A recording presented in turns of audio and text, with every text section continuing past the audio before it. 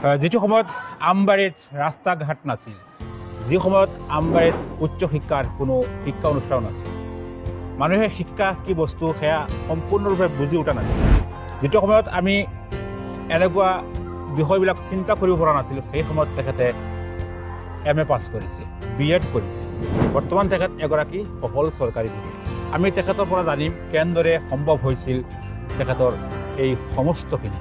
তেখেতে কেনেদৰে বিয়াৰ পাছতো MA পাছ কৰিবলৈ সক্ষম হৈছিল, কেনেদৰে চাকৰি কৰিছিল, লগতে BEdো কৰিছিল।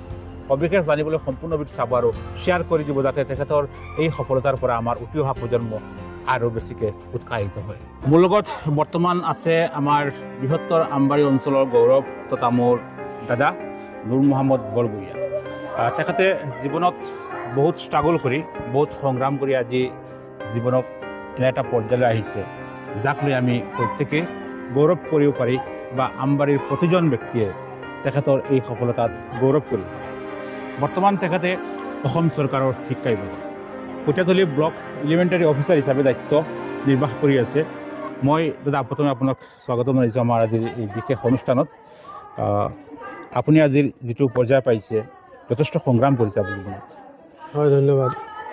সংগ্ৰাম কৰিব লগা হৈছে, কাৰণ মই যেতিয়া higher secondary second year final পৰীক্ষা দিওঁ, তেতিয়া আমাৰ দেউতা ঢুকাইছে।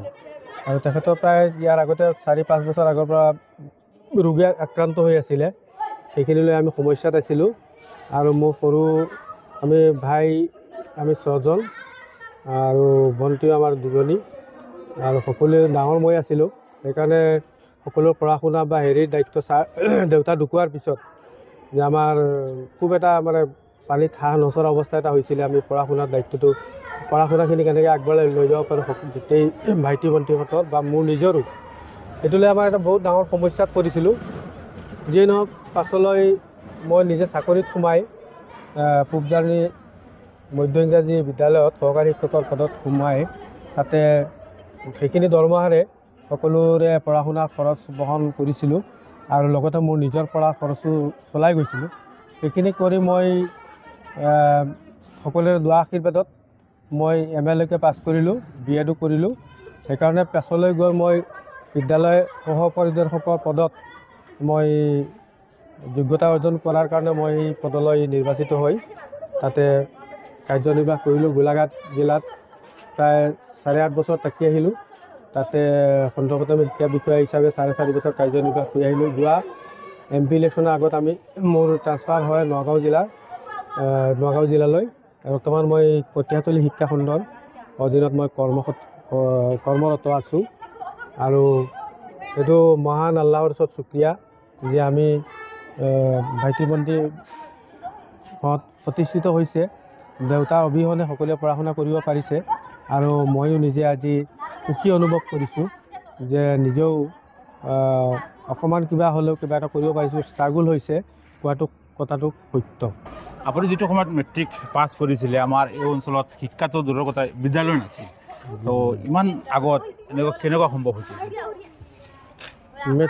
মই আমবাৰী মধ্য ইংৰাজী বিদ্যালয়ত মই 1980 চনত 5ম শ্ৰেণীত নামভৰ্তি কৰিছিলোঁ, আৰু 7লৈকে ইয়াত পঢ়িছিলোঁ। ইয়াৰ আগতে মই দক্ষিণ নবিল মুক্তাব বিদ্যালয়ত 4ৰ্থমান শ্ৰেণীলৈকে পঢ়িছিলোঁ।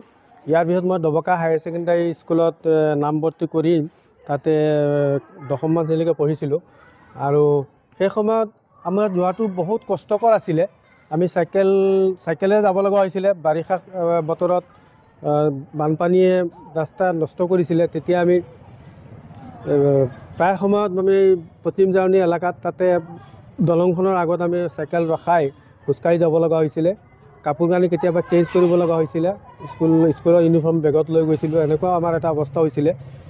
যিয়ে নহওক, সেইখিনিৰ মাজেৰে যে আমবাৰী অঞ্চলৰ পৰা গৈ তেতিয়া দবকা আমাৰ 1986 চনৰ বেটছত দবকা হায়াৰ ছেকেণ্ডাৰী স্কুলৰ পৰা 2জনে প্ৰথম বিভাগ পাইছিলে। তাৰ ভিতৰত মই এজন আছিলোঁ। সেইখিনিয়ে ভাল লাগিছিলে যে কষ্ট কৰি পেলাই সেই 1986 চনতে প্ৰথম বিভাগত পাছ কৰিব পাৰিছিলোঁ। 1986ত তেতিয়া দবকা হায়াৰ ছেকেণ্ডাৰীৰ পৰা 2জন মাত্ৰ ফাৰ্ষ্ট ডিভিজন পাইছিলে, ফখৰুদ্দিন চৌধুৰী আৰু মই নিজে নুৰ মহম্মদ বৰবৰীয়া। ইয়াৰ পিছত আৰু হায়াৰ ছেকেণ্ডাৰী নগাঁও কলেজত পঢ়িলোঁ। পঢ়াৰ পিছত সেই মোৰ দেউতাৰ অসুখ আৰম্ভ হ'ল আৰু ষ্ট্ৰাগল আৰম্ভ হ'ল। দেউতা ঢুকালেই আৰু হায়াৰ ছেকেণ্ডেৰী ফাইনেলৰ মাজতে ঢুকাইছে তেখেত। আমি শুনিছোঁ আপুনি MA টো পাছ কৰিছে বহুত পিছত, হয় মেৰেজৰ পিছত, হয় হয় বিবাহৰ হয়। পিছত। এইটো কেনেকুৱা সম্ভৱ? মানে যদি কয় আমাৰ বহুতো অনুপ্ৰেৰণা লাভ কৰিম। বহুতে ভাবে কি মানে পঢ়া শুনাটো এটা ষ্টেজত শেষ হৈ যায়, হয়, কিন্তু আমি জনামতে আপুনি যিটো MA পাছ কৰি বা PhD কৰিছে, সেইটো বহুত পিছত কৰিছে। মই PhD কৰা নাই, মই B.Ed কৰিছোঁ। B.Ed কৰিছে। মই 1988 চনত মই হায়াৰ ছেকেণ্ডেৰী পাছ কৰিছোঁ। সেই হিচাপে মই এবছৰ পঢ়িব নোৱাৰিলোঁ দেউতাৰ ঢুকোৱাৰ কাৰণে, এবছৰ গেপ গ'ল। মই চাকৰিত সোমালোঁ। চাকৰিত সোমোৱাৰ পিছত মই নগাঁও কলেজত প্ৰাইভেটকৈ মই BA কৰিলোঁ। ইয়াৰ পিছত মোৰ বহুত বছৰ গেপ গ'ল। BA কৰিলোঁ 1991 চনত, 91-92 এনেকুৱা। পিছত বহুত বছৰ গেপ গ'ল। 1995 চনত মই B.Ed কৰিলোঁ, 4 বছৰ পিছত। 4 বছৰ মই চাকৰি কৰাৰ পিছত 96 চনত মোৰ বিবাহ হয় আৰু 97-98 গৈ মই মাষ্টাৰ ডিগ্ৰী কৰিলোঁ গুৱাহাটী ইউনিভাৰ্চিটিৰ পৰা। গতিকে এইখিনি মই মাজে মাজে যেতিয়া সুবিধা কৰি ল'ব পাৰিছোঁ তেতিয়া কৰিছিলোঁ, কাৰণ পৰিয়ালৰ সকলো বাৰ্ডেন আছিলে। আৰু দেউতাৰ অবিহনেও এতিয়া মায়েও মানে প্ৰথম ল'ৰা হিচাপে মানে বিয়া বাৰু দিবলৈ বৰ মনস্থ কৰিছে। তেখেতৰো আশা পূৰণ কৰিবলৈ গৈ মই বিবাহ পাশতো আবদ্ধ হ'ব লগা হয়। যিয়ে নহওক মোৰ অধ্যয়ন চলি আছিলে বিবাহৰ পাছত। আৰু MA টো কেতিয়া ক্লিয়াৰ হৈছিল আপোনাৰ? MA ক্লিয়াৰ হৈছে 1998 চনত। তেতিয়া আপুনি 96 বিয়া হৈছিল।